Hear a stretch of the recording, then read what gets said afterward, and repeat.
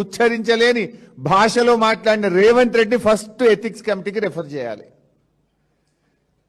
నువ్వు అసలు ఫస్ట్ శాసనసభ సభ్యత్వానికి అనర్హత వేటు వేయాల్సి వస్తే ముందు రేవంత్ రెడ్డి గారి మీద అనర్హత వేటు వేయాలి.